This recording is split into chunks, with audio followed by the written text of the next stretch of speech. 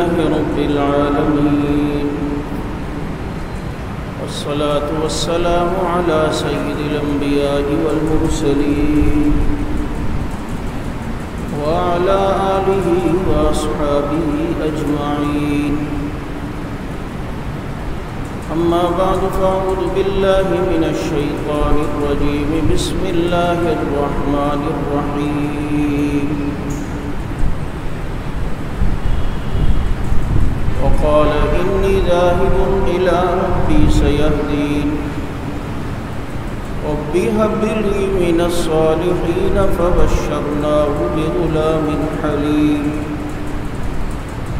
فلما بلغ معه السعي قال يا بني إني أرى في المنام أني أذبحك فانظر ماذا ترى.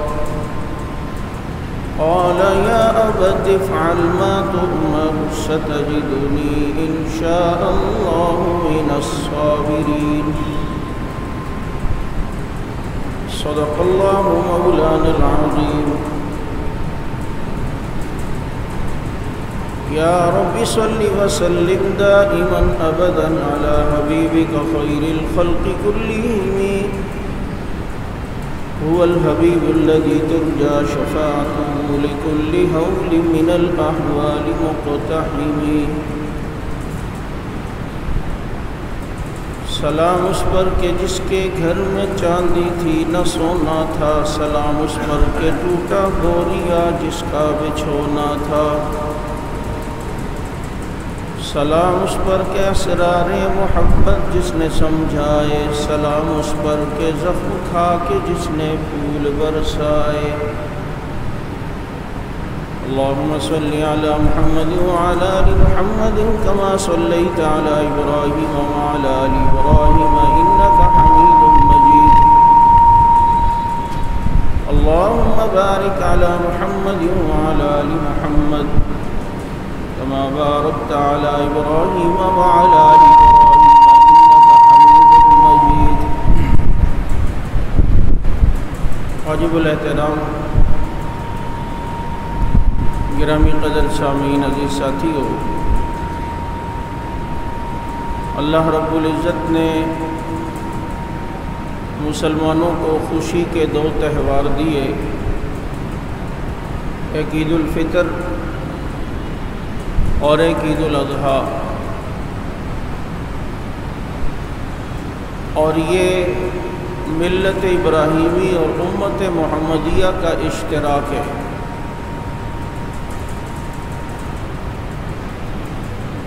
اللہ تعالیٰ نے ہمیں ابراہیم علیہ السلام کی ملت میں پیدا کیا اور حضور صلی اللہ علیہ وسلم کی امت میں پیدا کیا۔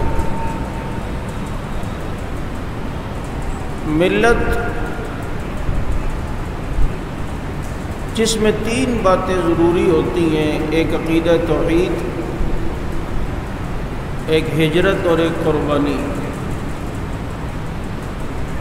ابراہیم علیہ السلام نے یہ تینوں کام کیے اور اس امت کو بھی اس کام کی تلقین کی گئی، تو ہم ملت ہوئے ابراہیم علیہ السلام کی۔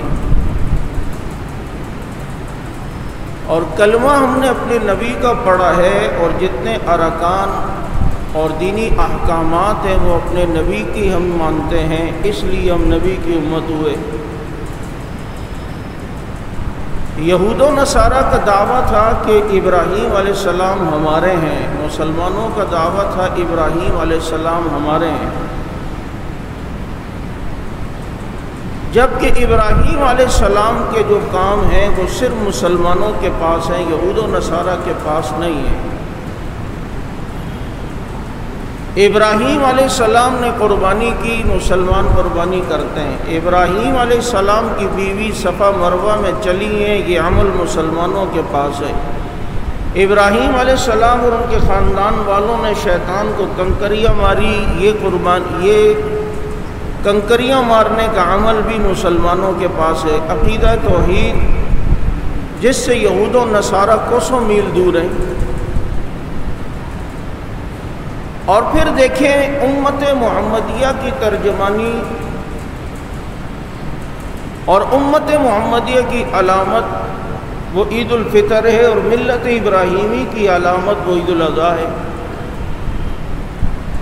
کیونکہ ایک عمل جو روزے کا ہے، رمضان کے روزے صرف اس امت میں فرض ہوئے، تو نبی علیہ الصلوۃ والسلام کی امت میں ہونے کی وجہ سے ہم رمضان کے روزے رکھ کر اللہ کو راضی کرتے ہیں، تو اس عبادت کے صلے میں اللہ نے ہمیں عید الفطر کی خوشی دی۔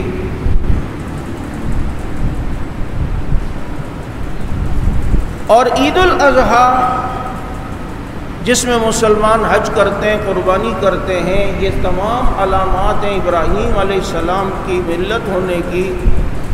تو ان عبادات کے بعد حج کی صورت میں ہو یا قربانی کرنے کے لیے جانور لے آئے، اللہ کو راضی کر لیا، تو اب ہماری خوشی ہے یہ عید الاضحیٰ جو ہماری ملت ابراہیمی ہونے کی نشانی اور علامت ہے۔ تو اس لحاظ سے جو قرآن نے کہا ہے کہ وَاتَّبِعْ مِلَّةَ إِبْرَاهِيمَ حَنِيفًا، کہ ملت ابراہیمی پہ چلو، تو ہم ملت ابراہیمی میں بھی ہیں اور امت محمدیہ میں بھی ہیں، اور یہ اشتراک ہے عید الفطر اور عید الاضحیٰ، کہ عید الفطر علامت ہے امت ہونے کی اور عید الاضحیٰ علامت ہے ہماری ملت ہونے کی۔ تو ابراہیم علیہ السلام کے ان طریقوں پر اگر کوئی عمل پیرا ہے تو وہ صرف مسلمان ہیں۔ یہ تعلیم اگر کسی مذہب نے دی ہے تو وہ صرف اسلام نے دی ہے، اسلام کے علاوہ یہ تعلیم کسی مذہب نے بھی جو ہے وہ نہیں دی ہے۔ اور ابراہیم علیہ السلام کی وہ قربانیاں جو آپ میرے کئی جمعہ سے سن رہے ہیں، وہ ساری اگر کسی جگہ ہمیں نظر آتی ہیں تو حضور صلی اللہ علیہ وسلم کی تعلیمات میں، آپ صلی اللہ علیہ وسلم کی سیرت میں، آپ صلی اللہ علیہ وسلم کی شریعت میں۔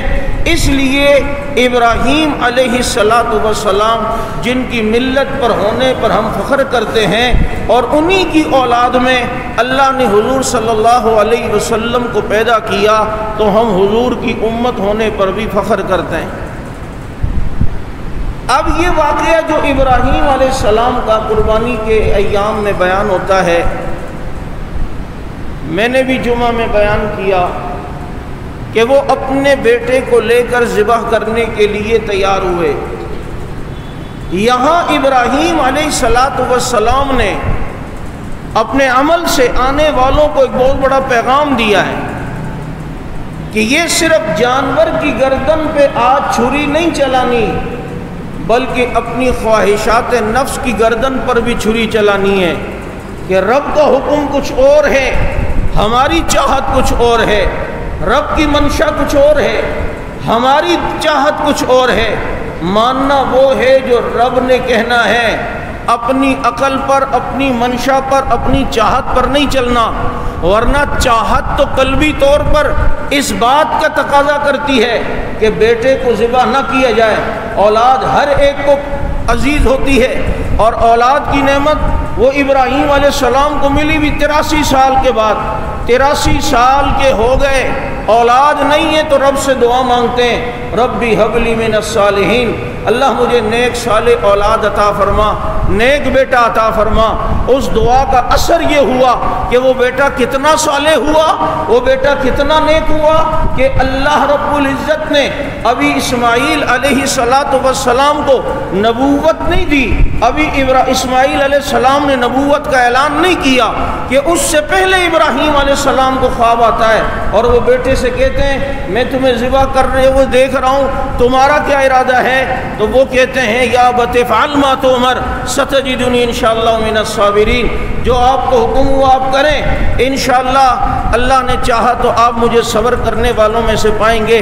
تو اب ابراہیم علیہ السلام ایک بیٹا، اور قرآن نے منظر بھی یوں کھینچا کہ فلما بلغ معہ السعی، جب وہ باپ کے شانہ بشانہ ہو کے چلنے کے قابل ہوا، جب وہ والد سے کندھا ملا کے چلنے کے قابل ہوا، یعنی نوجوانی کی سیڑھی پر قدم رکھا، اس حال میں اللہ رب العزت نے ابراہیم علیہ السلام کو آزمایا کہ اپنی خواہش پہ چلتے ہیں یا میری خواہش پر۔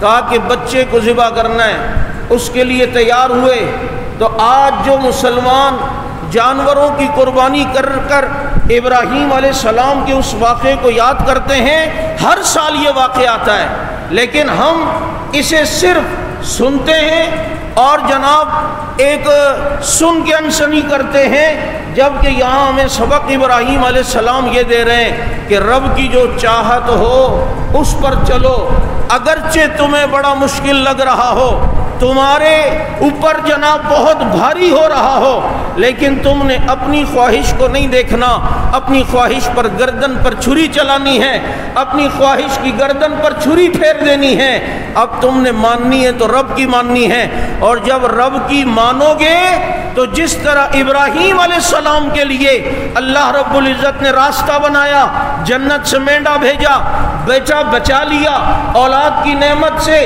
سرفراز رکھا، اولاد کو چھینا نہیں ہے، بلکہ اللہ رب العزت کے ماننے کی وجہ سے اللہ نے راستہ دیا ہے، اور یہی قرآن ہمیں تعلیم دے رہا ہے، وَمَن يَتَّقِ اللَّهَ يَجْعَل لَّهُ مَخْرَجًا، جو اللہ سے ڈرتے ہوئے زندگی گزارے گا اللہ اس کے تنگ راستوں میں راستہ بنائے گا۔ آج ہم دن بدن پریشانیوں اور پستیوں میں کیوں جا رہے ہیں کہ اللہ رسول کا ایک حکم ہے، اور ہم ان پریشانیوں سے نکلنے کے لیے اپنے دماغ سے کام لیتے ہیں، اپنی عقل سے کام لیتے ہیں۔ کیا آج آپ کے ملک میں سپریم کورٹ نے اتنے سالوں بعد سود کے خلاف فیصلہ دیا کہ سودی نظام نہیں ہونا چاہیے؟ آپ کے پاکستان کے کئی بینک اس فیصلے کے خلاف سپریم کورٹ میں گئے، اور حکومت بھی دبے لفظوں میں چاہتی یہ ہے کہ سود چلے، ہمارا نظام بھی یہی چاہ رہا ہے، اور جو سیٹ اپ چل رہا ہے وہ یہ سمجھتے ہیں اگر یہ نظام ختم ہو گیا ہماری معیشت کا کیا ہوگا۔ ذرا دماغ ہو تو آدمی سوچے کہ ویسے کون سی معیشت جناب بڑی ترقی کر رہی ہے، مہنگائی کہاں جا رہی ہے، حالات کیا سے کیا ہو رہے ہیں۔ تم اللہ اور رسول سے جنگ کر کے سمجھتے ہو کہ ہماری معیشت اچھی ہو جائے گی، ہمارا نظام ٹھیک ہو جائے گا، ہم جناب خوشحال ہو جائیں گے۔ سود کھانے والے سے اللہ اور رسول نے جنگ کا اعلان کیا ہے، فَإِن لَّمْ تَفْعَلُوا فَأْذَنُوا بِحَرْبٍ مِّنَ اللَّهِ وَرَسُولِهِ، جب اللہ اور رسول کے ساتھ ایک قوم جنگ کر رہی ہو تو مجھے بتاؤ اللہ اور رسول کے ساتھ کوئی جنگ کر سکتا ہے؟ ہماری عقل یہ کہہ رہی ہے، جبکہ آپ کے پڑوسی ملک افغانستان میں ابھی کچھ ہی دن ہوئے ہیں ان اللہ والوں نے ایک نظام سنبھالا ہے اور وہاں اسلام کا نظام نافذ کیا ہے۔ ابھی انہوں نے اپنا بجٹ پیش کیا ہے، بغیر سود کے پیش کیا ہے، ان کی معیشت تو ترقی کر رہی ہے۔ ہمارے یہاں ڈالر 200 سے اوپر ہے، وہاں ڈالر تقریباً 90 روپے ہے۔ ہمارے یہاں پیٹرول کی قیمت 250 سے اوپر جا رہی ہے اور وہاں پر پیٹرول کی قیمت 80 روپے ہے۔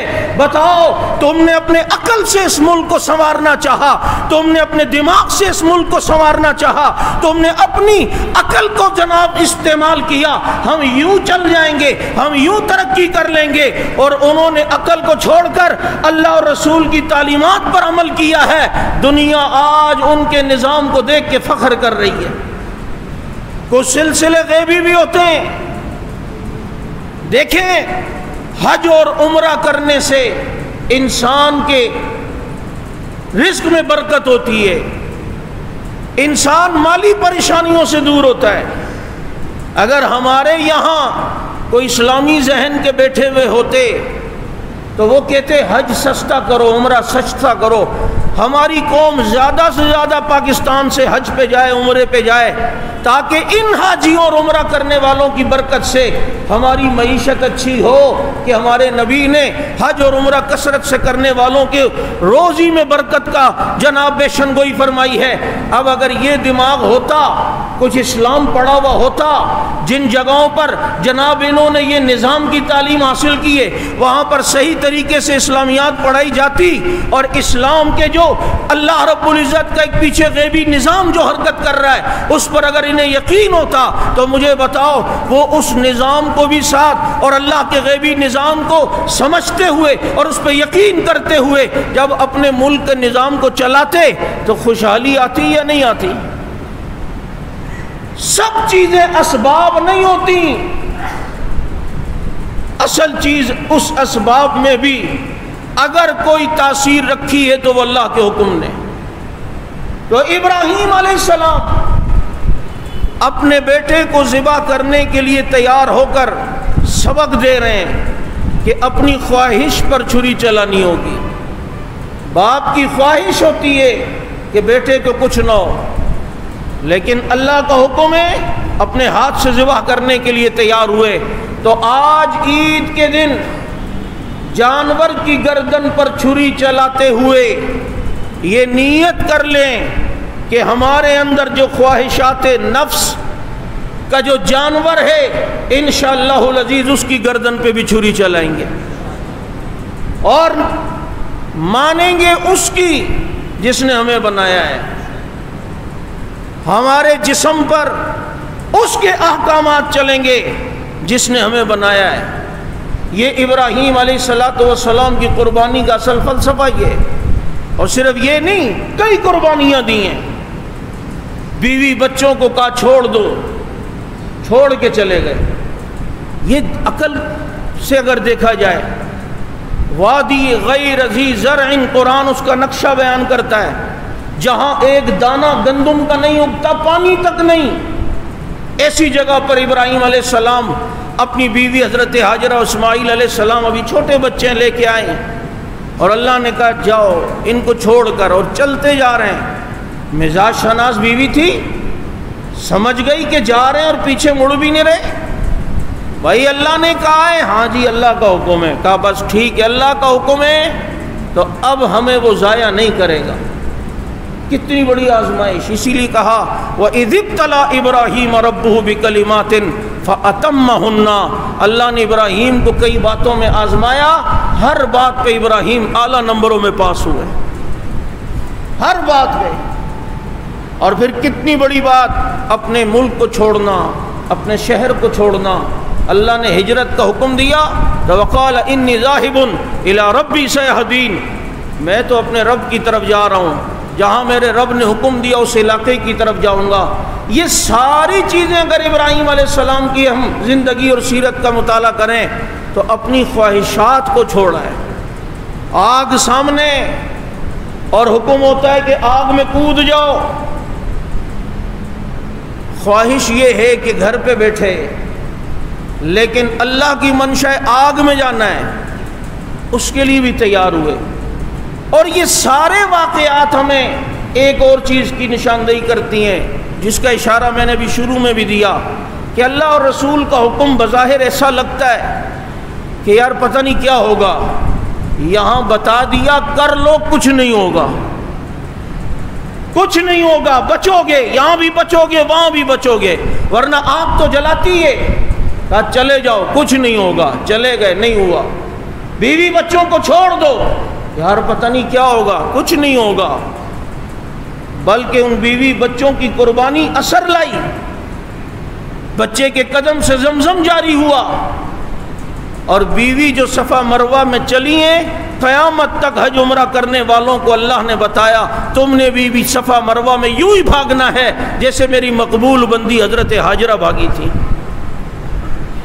اس لیے میرے دوستو آج دیکھنے میں آتا ہے کہ قربانی کے چکر میں نمازیں جا رہی ہیں، ظہر گئی، کیوں؟ مولوی صاحب قربانی کر رہے ہیں، یار اب کپڑے دیکھیں تو بھائی کپڑے بدل لو، نماز پڑھ کے آ کے پھر چینج کر لو، پرانے کپڑے پہن کے پھر کٹائی شروع کرو، کیونکہ قربانی واجب ہے اور نماز فرض ہے۔ ہمارے یہاں مصیبت یہ ہے کہ ہم اگر اللہ کا ایک حکم پورا کر رہے ہوتے ہیں اور اس وقت دوسرا حکم آ جائے تو ہم اتنا بڑا سمجھتے ہیں کہ ہم اللہ پر نعوذ باللہ احسان کر رہے ہیں۔ رمضان میں نہ دیکھو افطار کھائے جا رہا ہے، منڈ رہا ہے، بھائی مغرب چھوٹ جائے گی، یار کیا کریں، دن بھر روزہ رکھا ہے، اب افطار نہیں کریں تو یہ 10 منٹ کا ٹائم ملتا ہے، کافی نہیں ہے؟ تھوڑے سے لے کے پھر واپس آ کے کھا لے۔ تو یہاں پر اگر قربانی کر رہے ہو تو اللہ پر احسان نہیں ہے، وہاں نماز کا جو حکم آیا ہے تو اب نماز کے لیے جانا ہے۔ یہی تو خوبی تھی حضرات صحابہ کرام میں، کٹے پٹے ہوئے ہیں، کسی کے کان پہ تلوار، کسی کے سر پہ خون نکل رہا ہے، اور احد کے اندر لڑائی میں مسلمان جس طرح زخمی ہوئے، ان کے قریبی شہید ہوئے۔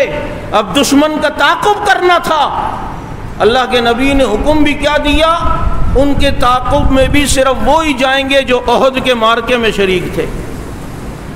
ہم جیسے ہوتے تو کہتے ابھی تو اتنے تھکے ہوئے، تھوڑا صبر کر لیں، دوسرے دن کر لیں گے۔ نہیں، وہ رضی اللہ عنہم ورضوا عنہ تھے، اولئک هم الفائزون تھے، اولئک هم المفلحون تھے۔ اپنے زخموں کی پرواہ نہیں کی، اپنے بہتے ہوئے خون کی پرواہ نہیں کی۔ بس اب اللہ کا یہ حکم آ گیا ہے، رسول کا یہ حکم آ گیا ہے، اپنی زخموں کو نہیں دیکھا بلکہ اللہ اور رسول کے حکم کی طرف چلیں۔ یہ کمال تھا حضرات صحابہ کرام رضوان اللہ تعالی علیہم اجمعین میں۔ بہرحال جن لوگوں کو اللہ نے توفیق دی آج وہ قربانی کا فریضہ سر انجام دے رہے ہیں، اللہ تعالیٰ تمام مسلمانوں کی قربانی کو قبول فرمائے۔ اس کے لیے چند ایک اہم مسئلے جن کی طرف میں آپ کی توجہ کرنا چاہتا ہوں، یہ سن لیں کہ ایک تو قربانی کرتے ہوئے اس بات کا خیال کریں کہ بہتر یہ کہ اپنے ہاتھ سے خود جانور کو ذبح کرنا سنت ہے، نہیں تو کوئی اور کر لے تو وہ بھی ٹھیک ہے، لیکن ذبح کرتے ہوئے بہت سے لوگوں کو دیکھا ہے وہ چھری چلاتے ہوئے اللہ اکبر صرف پڑھتے ہیں۔ بھائی چھری چلاتے ہوئے بسم اللہ ساتھ میں لازمی ہے، بسم اللہ ہی اللہ اکبر، صرف اللہ اکبر کیا تو فقہاء نے لکھا ہے کہ قربانی نہیں ہوگی، یہ جانور جائز نہیں ہوگا۔ بسم اللہ ہی اللہ اکبر۔ اور بعض دفعہ جو ذبح کر رہا ہے یا بعض دفعہ کسائی جو ذبح کر رہا ہے، اگر کسائی آپ لے کر آئیں اس کے ہاتھ سے ذبح کروا رہے ہیں تو اس کا عقیدہ ٹھیک ہونا ضروری ہے۔ اگر کسائی قادیانی ہے یا شیعہ ہے یا ہندو ہے یا کرسچن ہے اور اس کے ہاتھ سے ذبح کروایا تو ذبح نہیں ہوگا، یہ جائز نہیں ہے۔ ہاں چھری آپ پھیر لیں، باقی بوٹی چھوٹی وہ بنا سکتے، اتنی گنجائش ہے، کھال وال وہ اتار سکتا ہے۔ اور تیسری بہت بڑی جو بات، کسائی مسلمان بھی ہے یا ذبح کرنے والا دوسرا بھی مسلمان ہی ہے، لیکن کیا ہے، منہ میں گٹکا ہے، منہ میں ماوا ہے، منہ کر کے جناب ذبح کر رہا ہے، نہ اللہ اکبر بول رہا ہے نہ بسم اللہ بولا، کیونکہ اب بولا بھی تو وہ ماوا یوں ہے اور اوپر کر کے بولنا پڑتا ہے ماوے والے کو۔ آج کل ہے بھی مہنگا اور وہ جناب پھر تھوکتے ہوئے بھی دکھ ہو رہا ہوتا ہے، پتہ نہیں ملے گا بھی نہیں، پابندی بھی لگی ہوئی ہے تو وہ اوپر کر رہا ہے، اب دیکھ رہا ہے اوپر اور جانور نیچے سے ذبح کر رہا ہے، تو میرا بھائی تھوڑی دیر کے لیے اس کو کہو یہ اپنے ماوے شریف کو باہر پھینک دو اور اللہ کا نام انسان کے بچے بن کے لو، بسم اللہ ہی اللہ اکبر پڑھو، طریقے سے پڑھو اور اس طریقے سے پڑھو کہ سب کو سمجھ میں بھی آئے۔ اور جو چھری چلا رہا ہے صرف اس کو پڑھنا ہے، باقی جو کھڑے ہوئے ان کو ضروری نہیں ہے، بلکہ انہوں نے نہیں پڑھنا۔ ہاں بعض دفعہ ایسا ہوتا ہے کسائی خود چھری پکڑتا ہے اور آپ اپنا ہاتھ اس میں جناب ملانے کے لیے کسائی کے ہاتھ پر ہاتھ رکھتے ہیں، تو اب دونوں کو تسمیہ پڑھنا ضروری ہے، اب دونوں کو، کیونکہ اب دونوں کے ہاتھ ہیں تو اب کسائی بھی بسم اللہ اللہ اکبر پڑھے گا اور جس نے کسائی کے ہاتھ کے اوپر ہاتھ رکھا ہے وہ بھی پڑھے گا۔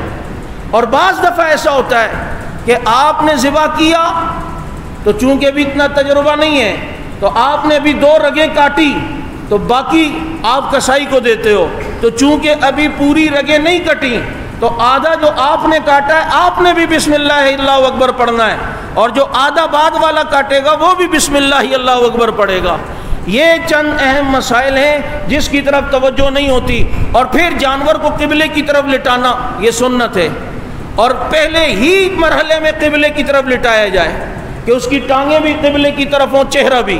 لیکن اگر کسی جگہ ایسی جگہ ہے کہ آپ لوکیشن آپ کے گھر کی ایسی ہے کہ وہاں قبلے کی طرف جانور نہیں ہو سکتا، تو جس طرف منہ کر کے اس کو ذبح کرو تو جائز ہوگا، لیکن جانور کو لٹانے کے بعد باندھنے اور اس کے بعد پھر اس کو کھینچتے ہیں ٹانگوں سے پکڑ کے اس کو قبلے کی طرف کرنے کے لیے، یہ چیز جو ہے علماء نے مکروہ لکھی ہے۔ پہلے ہی مرحلے میں اس کو لٹائیں ایسے تاکہ جناب اس کا رخ قبلے کی طرف جو ہے وہ ہو جائے۔ اللہ رب العزت ان قربانیوں کو قبول فرمائے اور ہم سب کے حق میں اسے اللہ رب العزت آخرت میں ذخیرہ بنائے۔ نماز کا مختصر طریقہ سمجھ لیں، 2 رکعت نماز واجب زائد 6 تکبیروں کے، اور 6 تکبیریں اس میں زائد ہوتی ہیں۔ پہلی رکعت میں اللہ اکبر تکبیر تحریمہ ہوگی، ثنا پڑھنے کے بعد 3 تکبیرات ہوں گی۔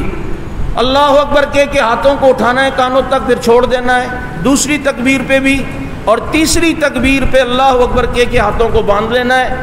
سورہ فاتحہ ہوگی، سورت ہوگی، رکوع سجدے ہوں گے، پھر دوسری رکعت شروع ہوگی، اور دوسری رکعت میں سورہ فاتحہ اور سورت کے بعد رکوع سے پہلے 3 تکبیریں زائد ہوں گی۔ ہر تکبیر میں ہاتھ اٹھانا ہے کانوں تک اور اللہ اکبر پڑھنا بھی ہے اور ہاتھ چھوڑ دینے ہیں، اور چوتھی تکبیر میں رکوع میں چلے جانا ہے، اور پھر نماز کے بعد خطبے کا سننا یہ واجب ہے، اور خطبے کا سننا یہ ضروری ہے، اس لیے جلدی نہ کیے جائے کہ یہ واجب جو ہے وہ نہ چھوٹ جائے۔ اللہ تعالیٰ سمجھ عمل کی توفیق عطا فرمائے۔ نیت کر لیں جی۔